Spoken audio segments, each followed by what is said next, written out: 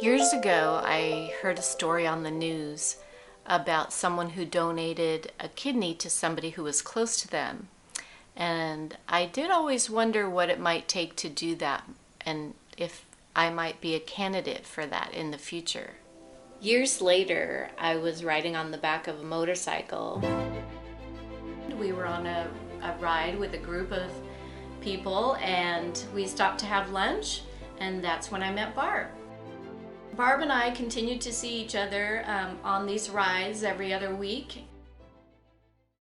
And one day she told me about the kidney disease that she'd been suffering with her whole life, and that she was close to a time when she may actually need to get on to dialysis.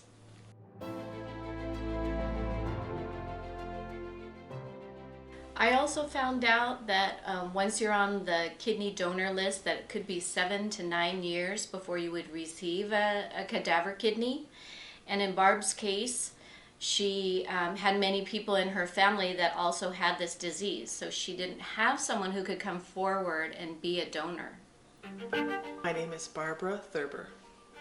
I inherited a kidney disease from my father called polycystic kidney disease. In San Diego here, I think the wait list is like around 9 years on that cadaver list before people are actually getting them. That's why so many people will die while they're on the list, because there's a long wait list.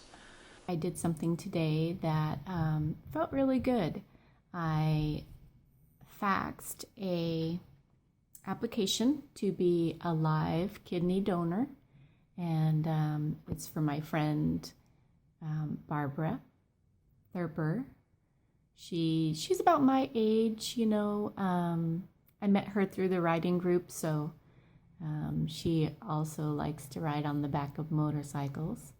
At this point now, her kidney is only working at 9% of its function. But luckily, she's healthy enough that she hasn't needed dialysis up until now. All I know is that I could not let another day go by without, just checking to see if maybe I'm a match. I want her to be able to find love again. And she's just such a wonderful, warm, and loving person that if this is something that I can do for her, why wouldn't I?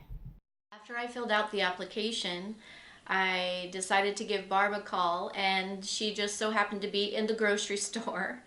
And she answered. I told her I already filled out the application. I want to try to see whether I can be a donor for you. And she just, at first, just didn't really know what to say. She was just taken back and, of course, elated. And she said, "Terry, I'm standing here in the grocery store and I'm just crying because I'm so happy." I found out that I was not a direct match for her.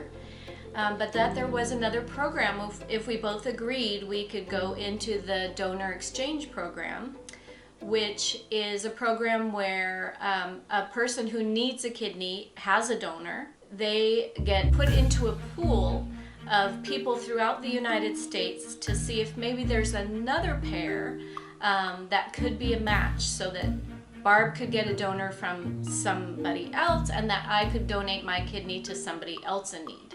In fact, in our case, there were 5 people in the chain that received and gave kidneys.